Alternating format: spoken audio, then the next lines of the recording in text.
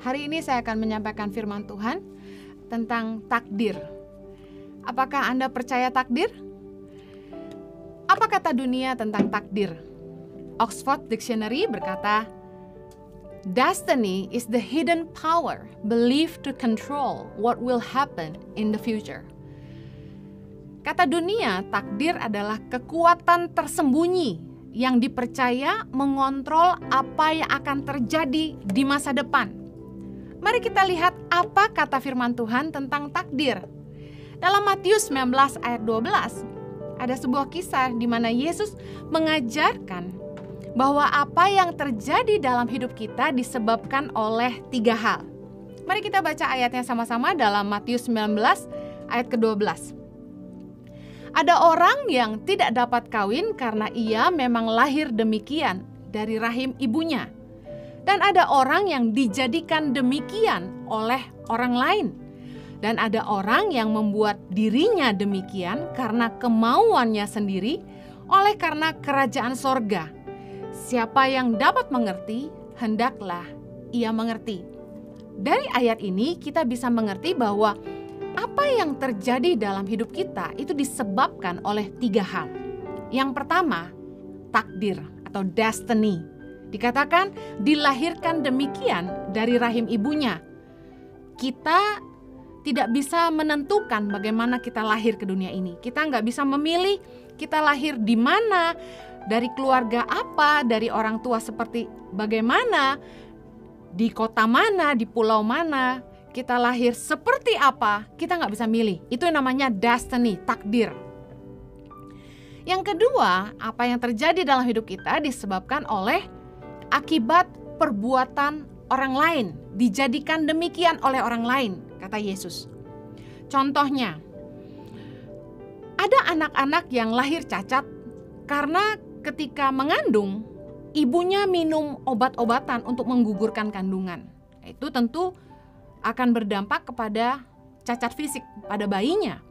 Atau ada ibu-ibu yang punya kelainan kandungan. Tapi saya mau bilang bahwa apa yang orang lain perbuat ini juga bisa terjadi ketika kita menjalani hidup kita. Mungkin contohnya ada anak-anak yang mendapat pelecehan dari orang tuanya atau dari orang lain, dari gurunya. Ada anak perempuan, anak gadis yang mendapatkan perlakuan yang tidak baik dari teman atau pacarnya. Misalnya dia kehilangan keperawanannya akibat perbuatan orang lain. Kehendak bebas, apa yang terjadi dalam hidup kita juga ditentukan dari keputusan atau kemauan kita sendiri. Banyak hal-hal yang kita alami dalam hidup kita sebenarnya bukan apa yang Tuhan mau, tapi karena keputusan kita sendiri. Saya ingin awali bicara lebih dalam tentang takdir atau destiny. Apa kata Tuhan tentang takdir kita? Mari kita baca sama-sama dalam Yeremia 29 ayat yang ke-11. Sebab aku ini mengetahui rancangan-rancangan apa yang ada padaku mengenai kamu.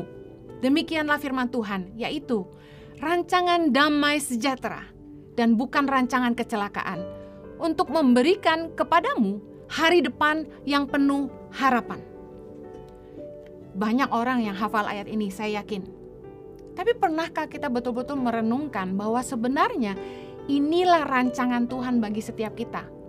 Bahwa Tuhan gak pernah merancangkan kecelakaan. Rancangan Tuhan buat kita adalah damai sejahtera dan masa depan yang penuh harapan. Tapi akan ada banyak orang-orang yang mungkin merasa Tuhan gak adil, lalu bilang gini, bagaimana dengan orang-orang yang lahir cacat, tidak sempurna?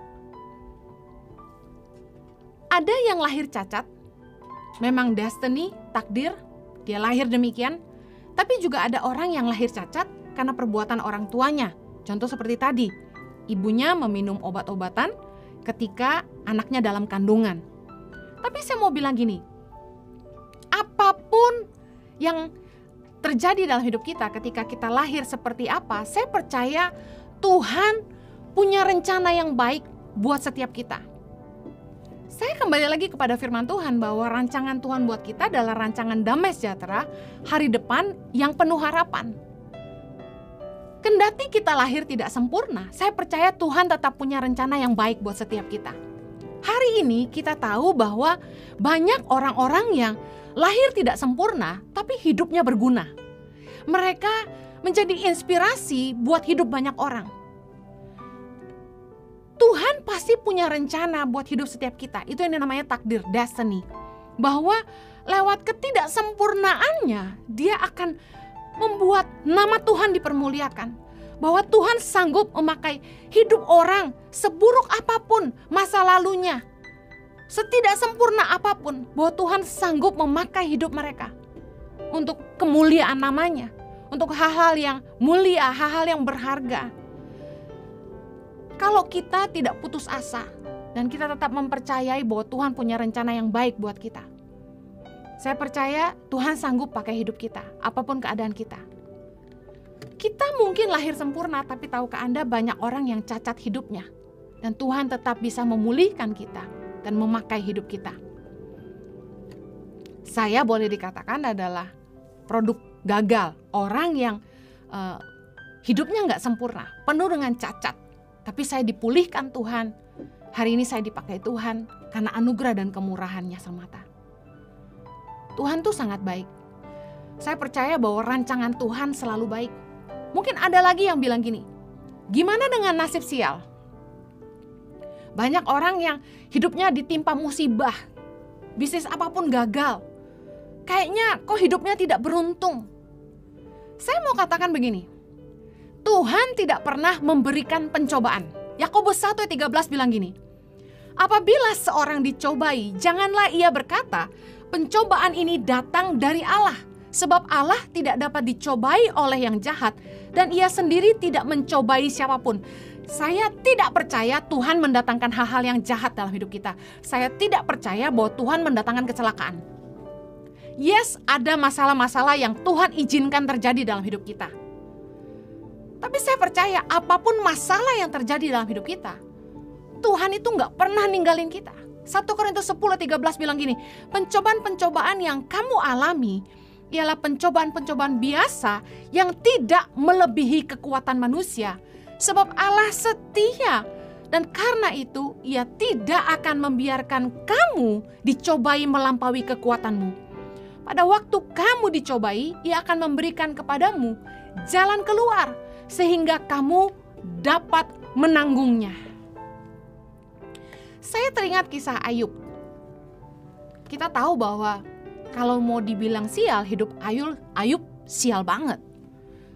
Kasian banget. Dia kehilangan anak-anaknya, dia kehilangan hartanya. Dia ditinggal istri dan sahabat-sahabatnya. Dan yang paling parah, kesehatannya memburuk. Ayub sampai kulitnya bau. Saya mau bilang gini, kalau mau dibilang sial, Ayub melewati itu. Tapi apakah itu dari Tuhan? Mari kita lihat firman Tuhan, Ayub 1:8. Lalu bertanyalah Tuhan kepada iblis, apakah engkau memperhatikan hambaku Ayub? Sebab tiada seorang pun di bumi seperti dia yang demikian saleh dan jujur, yang takut akan Allah dan menjauhi kejahatan.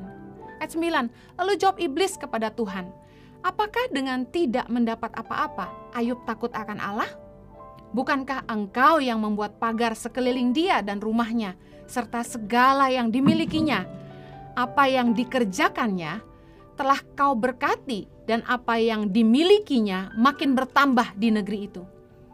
Tetapi ulurkanlah tanganmu dan jamahlah segala yang dipunyainya. Ia pasti mengutuki engkau di hadapanmu. Ayat 12. Maka firman Tuhan kepada iblis, nah segala yang dipunyainya ada dalam kuasamu.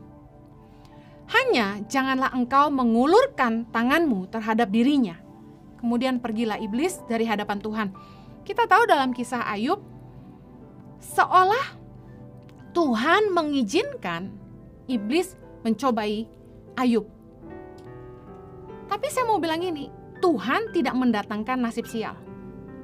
Kenapa Tuhan mengizinkan iblis mencobai Ayub? Karena Tuhan terpancing dengan pertanyaan iblis, seandainya Tuhan gak berkati, apakah Ayub tetap takut akan Tuhan? Tuhan ingin kita mencintai Tuhan bukan karena berkatnya. Tuhan tuh pengen kita hidup takut akan Dia, bukan karena kita ada maunya. Tapi Tuhan mau kita belajar mencintai Tuhan dengan segenap hati kita dan sungguh-sungguh mencintai Dia dengan seluruh hidup kita. Tapi Tuhan memberikan batasan kepada iblis bahwa iblis gak bisa mengulurkan tangannya atas hidup Ayub. Dan kita tahu dalam kisah Ayub bahwa setelah dia berhasil melewati semua pencobaan iblis, Tuhan mengembalikan semuanya kepada Ayub, bahkan jauh lebih baik daripada sebelumnya. Ayub kembali memperoleh 7 anak laki-laki dan 3 anak perempuan yang paling cantik. Dari 7.000 domba, Tuhan mengembalikan menjadi 14.000 domba buat Ayub. Dari 3.000 onta, Tuhan mengembalikan jadi 6.000 onta. Tuhan mengembalikan 2 kali lipat dari apa yang Ayub miliki dahulu. Saya percaya bahwa rancangan Tuhan buat kita tuh selalu baik. Kalau ada yang bilang kenapa hidup saya sial, jangan selalu menyalahkan Tuhan. Karena Tuhan gak pernah mendatangkan yang jahat dalam hidup kita. Saya mau kembali lagi ngomong soal takdir, destiny. Apakah takdir ada? Yes, takdir ada. Destiny, rancangan Tuhan buat kita ada. Mazmur 139 ayat 16. Matamu melihat selagi aku bakal anak, dan dalam kitabmu semuanya tertulis hari-hari yang akan dibentuk sebelum ada satu pun daripadanya. Dalam bahasa Inggris dikatakan the days fashioned for me, yang artinya gini, hari-hari yang sudah dirancangkan, yang sudah didesain buat kita oleh Tuhan. Itu takdir.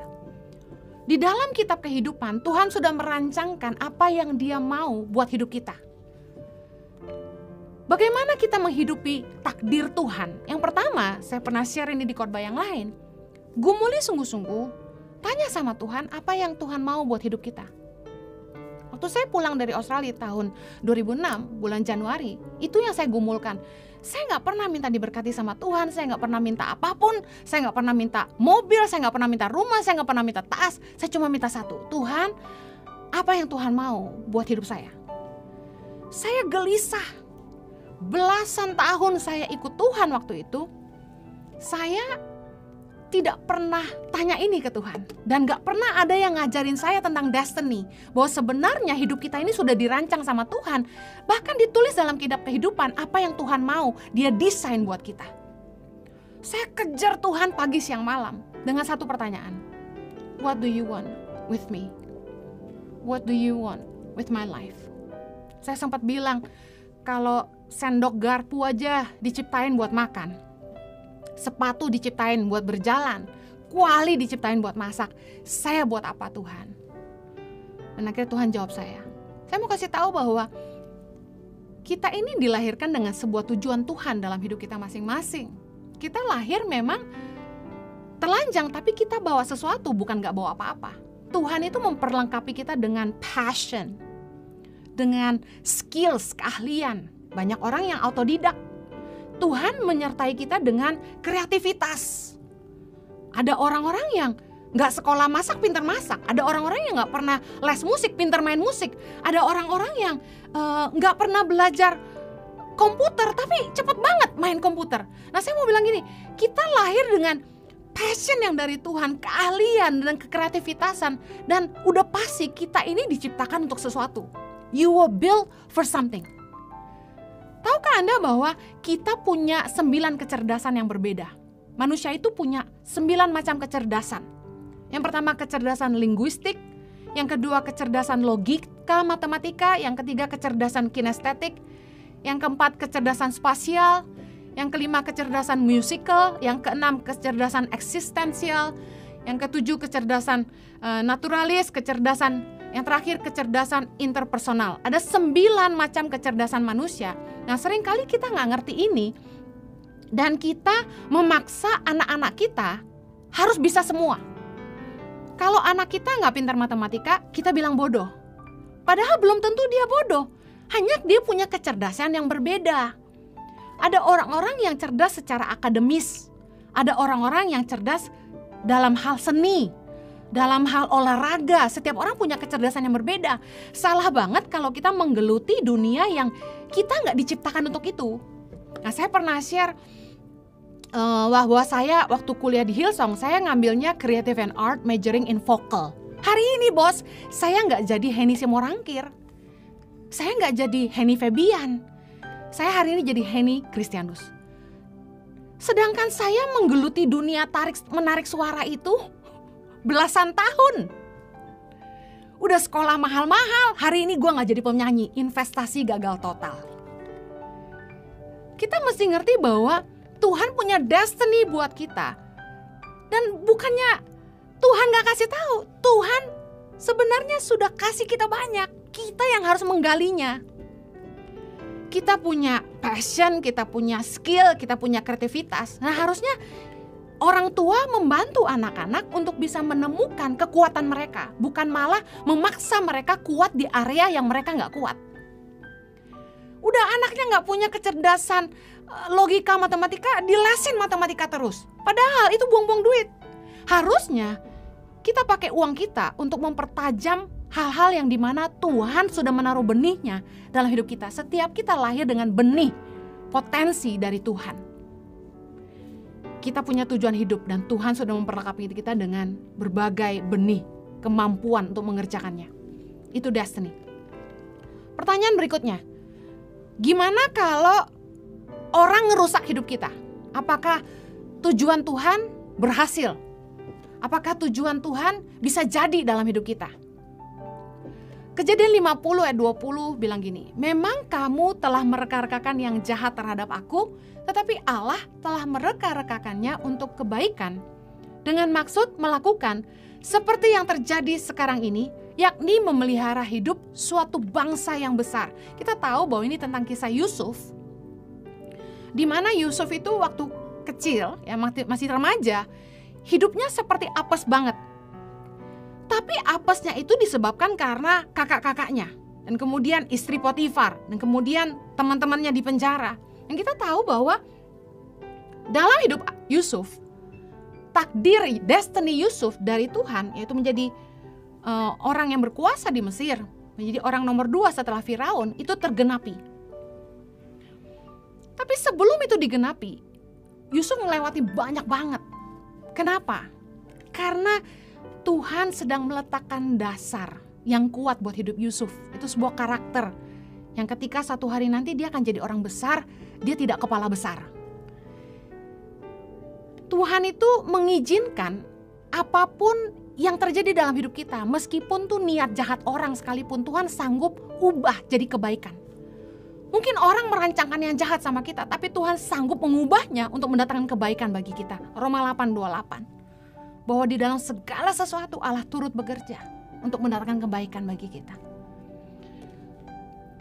Saya percaya bahwa sekalipun orang berusaha merusak hidup kita, kalau kita berharap sama Tuhan, Tuhan sanggup mengubah itu jadi kebaikan. Waktu kita jatuh, waktu kita hidup dalam dosa, waktu kita gagal, mungkin ini pernah jadi pertanyaan bagi setiap kita. Karena ini pernah jadi pertanyaan saya. Tuhan, di mana sih waktu orang tua saya ninggalin saya? Tuhan, di mana sih waktu saya jatuh dalam dosa? Tuhan, di mana sih waktu orang-orang tuh memperlakukan saya nggak adil? Nah, saya mau kasih tahu, hari ini saya ngerti bahwa Tuhan itu selalu bersama saya, menemani saya. Tuhan ikut sedih waktu saya nangis. Waktu saya gak bisa bayar uang kuliah, Tuhan ikut nangis sama saya. Tuhan memberi saya kekuatan untuk melewati semua. Tahukah Anda bahwa salah satu kasih karunia Tuhan dalam hidup kita adalah gini. Mungkin hidup kita sulit, mungkin hidup kita sukar. Tapi saya mau bilang gini, Tuhan kasih jalan keluar. Tuhan kasih kekuatan untuk kita bisa ngelewatin itu semua. Mungkin hidup kita kayaknya gak mudah, tapi kasih karunia-Nya menyertai kita, sehingga kita beroleh kekuatan untuk menghadapi semuanya. Kalau hari ini saya ingat-ingat lagi apa yang saya udah lewatin, saya nggak ngerti deh gimana saya bisa lewatin semua itu. Tapi saya mau bilang gini, Tuhan yang sama, yang sudah mengubah hidup saya dari rusak jadi berharga, dari semua pengalaman direndahkan, diperlakukan gak adil, dihina, dimanfaatkan, Saya mau kasih tahu bahwa semua yang saya lewati itu menjadi pelajaran yang sangat-sangat berharga. Jadi kalau kita pernah ngelewatin hal-hal yang gak baik dalam hidup kita, saya mau kasih tahu, Tuhan sanggup mengubah itu semua untuk mendatangkan kemuliaan bagi namanya. Nah, Tuhan itu Tuhan yang mengubah yang hina jadi berharga. Satu hari saya dapat ayat ini. Yesaya 60:14. Anak-anak orang-orang yang menindas engkau akan datang kepadamu dan tunduk. Dan semua orang yang menista engkau akan sujud menyembah telapak kakimu. Mereka akan menyebut engkau kota Tuhan, Sion, milik yang kudus Allah Israel. Sebagai ganti keadaanmu dahulu, ketika engkau ditinggalkan, dibenci, dan tidak disinggahi seorang pun. Sekarang aku akan membuat engkau menjadi kebanggaan abadi, menjadi kegirangan turun-temurun. Bayangin, Tuhan ngangkat saya dari sampah jadi berharga. Anak yang dibuang orang tua. Kuliah aja harus kerja 2. Jualan kue di depan gereja. Gak sanggup bayar uang kuliah sampai ngutang sama gereja. Saya pernah jadi pembantu di rumah orang kaya di Australia. Waktu saya full time, gaji gak seberapa, saya masih bisa sanggup cicil rumah sama Jojo. Saya lihat betapa Tuhan tuh nyertai luar biasa. Dari hidup yang sulit banget, Tuhan tuh menyertai sampai saya lihat banget bahwa Tuhan tuh pembela. Dulu saya direndahkan, dihina, gak dianggap orang. Bahkan belum lama ini, waktu sebelum COVID, saya sama Jojo lagi ke airport, masuk ke lounge, ketemu sama salah satu hamba Tuhan senior yang kenal kami sudah lama, sejak di Australia. Dia bilang gini sama saya sama Jojo, Henny, kalau Jojo, Om percaya. Karena Jojo tuh dari muda baik banget, udah tampang pendeta. Tapi Henny, dia bilang gitu. Bayangin dia ngomong gitu. Jujur banget sih. Tapi itulah saya, yang dulu dipandang hina. Saya tuh dulu di gereja abis mimpin pujian, lari ke belakang tuh gelar meja buka lapak gue. Jualan makanan, jual CD, jual buku, cuma buat bertahan hidup supaya bisa kuliah.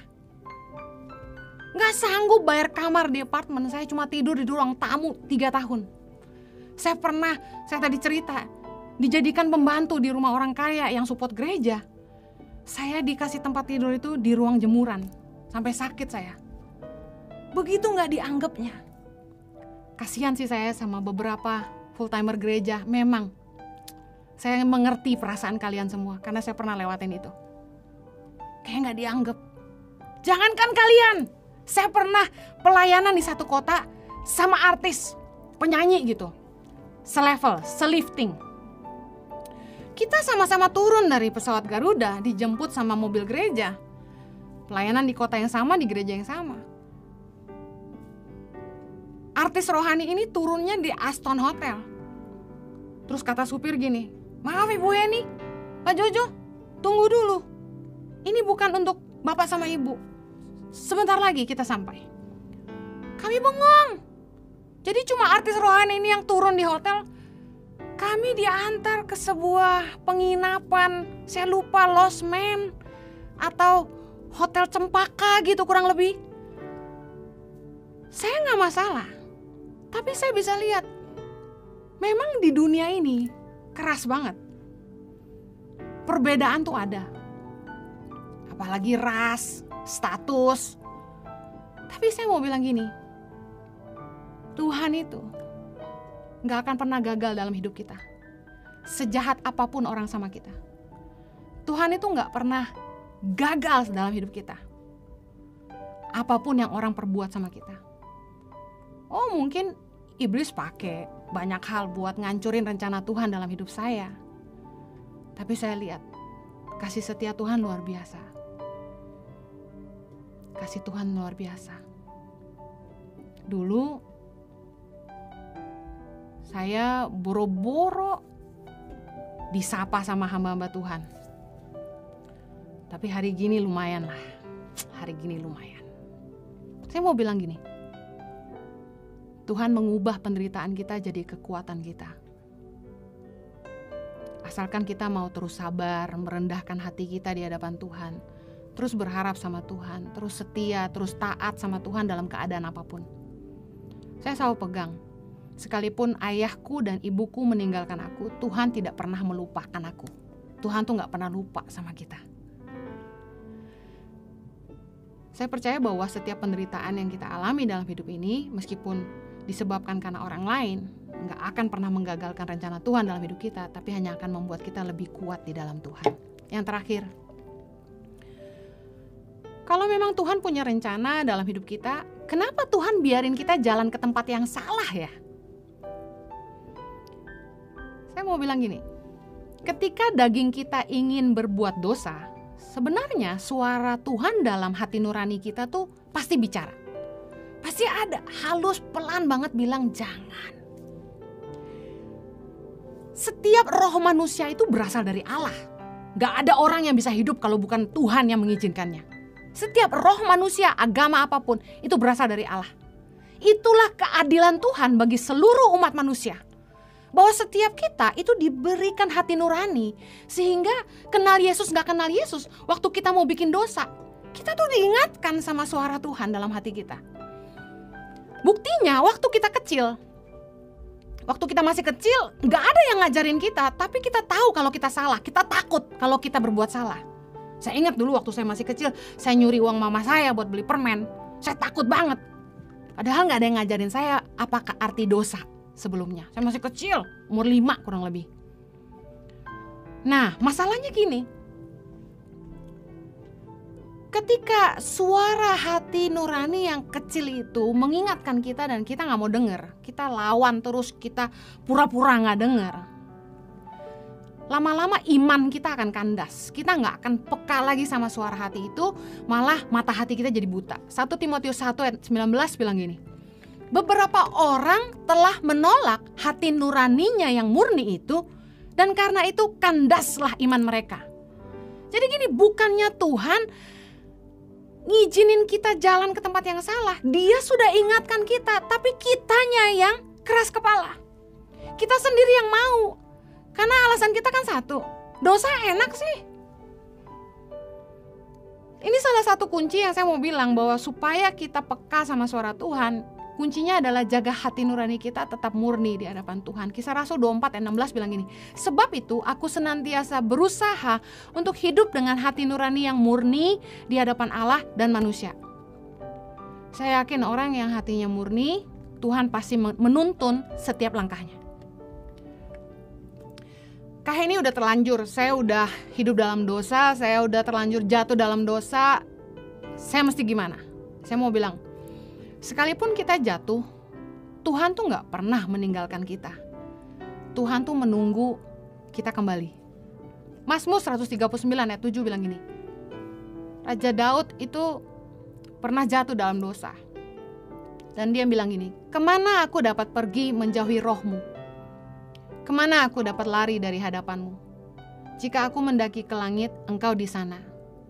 Jika aku menaruh tempat tidurku di dunia orang mati, di situ pun engkau. Jika aku terbang dengan sayap fajar dan membuat kediaman di ujung laut, juga di sana tanganmu akan menuntun aku, dan tangan kananmu memegang aku. Saya ingat waktu saya masih SMA, setelah terima Yesus lalu saya ikut Tuhan, saya sempat jatuh dan jauh sama Tuhan. Saya sempat ninggalin Tuhan, gak ke gereja lagi, dan hidup dalam dosa. Saya pikir udah Tuhan marah sama saya, pasti Tuhan udah gak mau dengerin saya. Tapi tahukah Anda, satu hari saya lagi bersihin kamar, saya ingat banget. Zaman itu kita dengerin musik tuh pakai tip ya, sama kaset. Saya tiba-tiba lihat ada kaset puji-pujian. Kemudian saya setel. Saya lagi ngelap-ngelap meja, terus tiba-tiba dengar lagu itu. Tiba-tiba saya dijamah Tuhan. Begitu saya dengar pujian itu, tiba-tiba saya dijamah Tuhan. Saya lupa lagu apa, tapi saya terjamah dan saya langsung nangis di tempat. Terus tiba-tiba kayak ada satu kerinduan di hati saya. Saya mau ke gereja, saya mau balik lagi sama Tuhan. Saya ngerti banget perasaan orang-orang yang waktu kita tuh jauh sama Tuhan, waktu kita tuh jatuh dalam dosa, berat banget buat balik lagi. Bahkan begitu kita berhenti gak konsisten saat teduh, tuh buat mulai lagi tuh berat banget. Saya pernah ngalamin. Tapi saya mau bilang gini, apa yang kita sering diajarin bahwa kita tuh harus seperti ini dan seperti itu sama Tuhan, ternyata saya ngalamin hidup saya tuh gak semua benar. Bahwa Tuhan tuh Bapa yang penuh dengan kemurahan gitu. Bahwa kalau kita tahu, sekalipun kita jatuh, Tuhan tuh nunggu. Sekalipun kita jauh, Tuhan tuh gak lupa sama kita. Tuhan tuh nunggu kita pulang sama Tuhan. Tapi saya mau kasih tahu, ada konsekuensi yang akan mengikuti setiap keputusan kita. Akan ada akibat yang mengikuti setiap tindakan kita. Galatia 6 ayat 7 bilang, jangan sesat, Allah tidak membiarkan dirinya dipermainkan. Karena apa yang ditabur orang, itu juga yang akan dituainya. Saya mau bilang gini, mungkin kalau kamu minta ampun, Tuhan ampuni. Tapi ada konsekuensi yang mengikuti setiap keputusan kita. Jadi bukannya Tuhan yang merancangkan hal yang gak baik sama kita, tapi keputusan kita juga menentukan hidup kita. Nah, kebanyakan orang mau enaknya aja tapi gak mau bayar harganya. Saya kasih contoh, waktu baru-baru ini ada seorang istri masih muda ya, dia kontak kami, dia cerita dia orang Kristen, dia mau cerai sama suaminya, anaknya sudah 2. Lalu saya tanya, apa dulu waktu kenalan sama suaminya sebelum nikah, waktu pacaran, emangnya gak ngerti sifatnya gimana? Makanya saya sarankan buat anak-anak muda yang kebelet nikah, saya mau bilang gini, jangan beli kucing dalam karung. Nikah itu selamanya. Mending telat asal selamat. Kenali baik-baik pasanganmu, kenali kekuatannya dan kelemahannya. Ketika kita nikah, kita tuh beli sepaket, plus dan minus. Jangan cuma mau plusnya, gak mau minusnya. Itu gak fair, karena kita juga gak sempurna. Saya bilang sama wanita ini, apakah waktu kenalan gak tahu sifatnya kayak gini. Jadi ceritanya suaminya itu malas, gak mau kerja, tukang ngutang, ternyata ngobat, hidup numpang sama dia di rumah orang tuanya, dan gak nafkain keluarganya, malah ngebebanin istrinya untuk bayarin hutang-hutangnya. Saya tanya dulu kenalan dari mana? Dia bilang kenalan lewat sosial media. Nah, ini para jomblo yang cari jodoh lewat sosial media, hati-hati. Dia bilang selama pacaran LDR, jadi nggak gitu tahu orangnya gimana. Ini salah satu konsekuensi pacaran long distance. Makanya saya sarankan kalau long distance harus ada ketemunya, gitu. Harus lihat calon pasangan hidupmu itu hidupnya seperti apa, kerjaannya seperti apa, keluarganya seperti apa, supaya jangan kecolongan. Karena seperti wanita ini, dia baru tahu aslinya setelah nikah. Tapi saya mau tanya, salah Tuhan atau salah siapa? Beberapa masalah itu sebenarnya kita ciptain sendiri karena keputusan dan perbuatan kita sendiri. Yakobus 1 ayat 13 bilang gini, tiap-tiap orang dicobai oleh keinginannya sendiri, karena ia diseret dan dipikat olehnya. Dan apabila keinginan itu telah dibuahi, ia melahirkan dosa. Dan apabila dosa itu sudah matang, ia melahirkan maut. Dengar baik, kita dicobai oleh keinginan kita sendiri. Contoh, pengen beli mobil. Saya mau tanya, udah ngitung belum gajinya? Cukup gak buat bayar cicilannya? Kalau sampai kita harus tercekik, makan ngirit-ngirit, nasi tempe tahu, cuma demi punya mobil, menurut saya itu sebuah kebodohan. Harusnya kita ngitung dulu, berhitung dulu, baru ngambil keputusan. Tapi ada orang-orang yang gak mikir. Mau pergi liburan ke Jepang, gesek kartu kredit. Mau beli tas mahal, cicil lah. Meskipun dicicil kan harus bayar. At the end of the day, hidupnya sengsara. Karena siapa? Keinginan sendiri. Hati-hati dengan keinginan kita. Karena apalagi perempuan, banyak maunya. Ada beberapa contoh konsekuensi dari kehendak bebas. Contoh, Tuhan sudah berkati, tapi kita serakah. 1 Timotius 6 ayat 10 bilang, Karena akar segala kejahatan ialah cinta uang, sebab oleh memburu uanglah beberapa orang telah menyimpang dari iman dan menyiksa dirinya dengan berbagai duka. Contoh, Tuhan tuh sebenarnya udah memberkati usaha kita dengan luar biasa. Satu bisnis aja tuh hasilnya udah banyak banget. Tapi beberapa orang serakah dan gak cukup. Akhirnya bikin bisnis baru lagi. Yang terjadi adalah gini, kehilangan waktu dengan keluarga, kehilangan waktu dengan diri sendiri, stres karena belum tentu bisnis yang kedua menguntungkan, yang ada malah nyedot keuntungan dari bisnis pertama. Akhirnya siapa yang disusahkan? Kita sendiri, karena keputusan kita sendiri.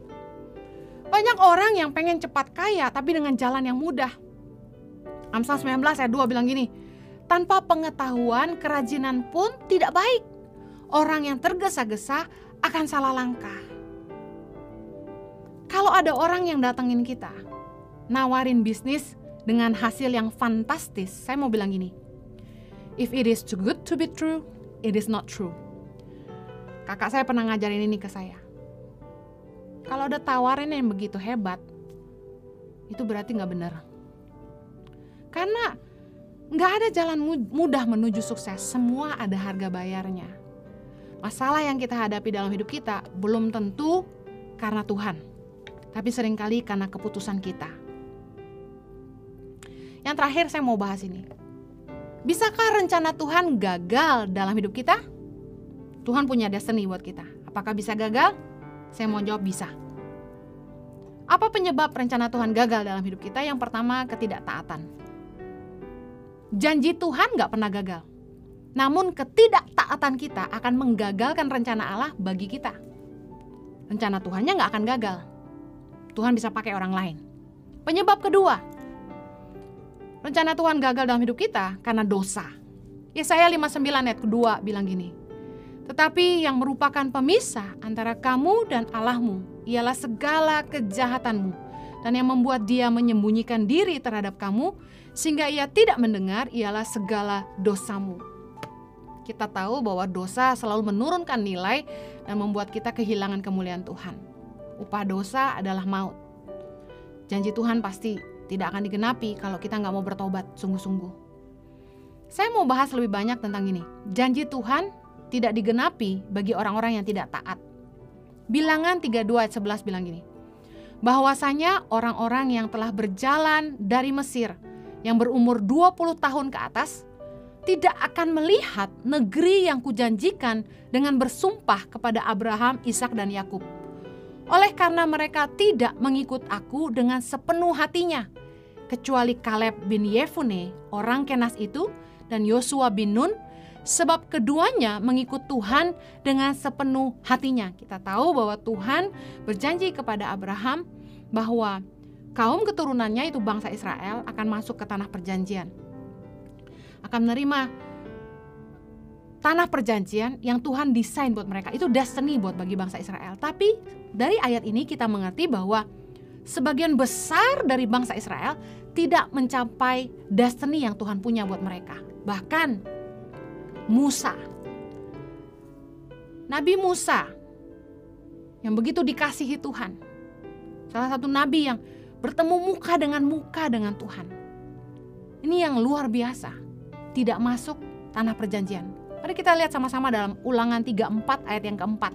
Dan berfirmanlah Tuhan kepadanya, inilah negeri yang kujanjikan dengan sumpah kepada Abraham, Ishak dan Yakub demikian. Kepada keturunanmu lah akan kuberikan negeri itu. Aku mengizinkan engkau melihatnya dengan matamu sendiri, tetapi engkau tidak akan menyeberang ke sana. Lalu matilah Musa, hamba Tuhan itu, di sana di tanah Moab, sesuai dengan firman Tuhan, dan dikuburkannya lah dia di suatu lembah di tanah Moab, di tentangan Bet Peor, dan tidak ada orang yang tahu kuburnya sampai hari ini. Musa berumur 120 tahun ketika ia mati, matanya belum kabur dan kekuatannya belum hilang. Musa itu didesain sama Tuhan. Destiny Musa adalah membawa bangsa Israel masuk ke tanah perjanjian. Tapi mereka tidak masuk ke tanah perjanjian karena ketidaktaatan mereka. Ayat Ayat yang menarik saya baca di dalam Keluaran 34 ayat ke-7 ini, dikatakan Musa berumur 120 tahun ketika ia mati. Matanya belum kabur dan kekuatannya belum hilang. Artinya begini, Musa itu sebenarnya masih punya kekuatan untuk masuk tanah perjanjian, tapi dia keburu dipanggil Tuhan. Destiny Tuhan buat Musa adalah membawa semua bangsa Israel masuk ke tanah perjanjian. Tuhan tahu mereka harus berperang menghadapi orang-orang raksasa di Kanaan. Karena itulah, meski sudah berumur 120 tahun, secara fisik Musa itu masih sehat dan kuat. Berarti sebenarnya Tuhan mendesain Musa untuk masuk ke tanah perjanjian. Tapi karena ketidaktaatan Musa dan bangsa Israel, mereka tidak masuk kecuali Yeshua dan Kaleb dan keturunannya. Saya mau tutup dengan bilang gini, rencana Tuhan gak pernah gagal. Tapi rencana Tuhan dalam hidup kita bisa gagal. Tuhan bisa pakai orang lain. Banyak orang yang dipanggil Tuhan sebelum menuntaskan panggilannya. Tapi rencana Tuhan akan terus berjalan. Karena Tuhan akan pakai orang lain untuk meneruskannya. Saya mau ingatkan buat kita yang hari ini dipakai Tuhan. Jangan tinggi hati. Tuhan bisa pakai keledai, ayam berkokok, dan ikan besar. Tuhan bisa pakai apa saja dan siapa saja. Jangan pernah sombong. Belajar taat sama Tuhan. Yang terakhir, bagaimana kalau kita terlanjur salah jalan? Gimana Kak Heni, apakah kita bisa kembali ke destiny Tuhan buat kita? Saya ingat waktu anak saya kecil, Chloe Zoe Axel, kalau kami pergi ke tempat theme park atau dunia fantasi atau sebagainya, di mana ada kerumunan orang banyak, saya takut anak-anak saya hilang. Saya selalu mengajari mereka dari kecil tuh gini, kalau kamu sampai tersesat atau hilang, kamu harus kembali lagi ke tempat di mana kamu terakhir kali ketemu mama. Saya ajarin anak-anak saya gitu dari kecil. Waktu saya merenungkan ayat firman Tuhan ini, Tuhan ingetin kejadian saya ngajarin anak-anak saya. Artinya apa?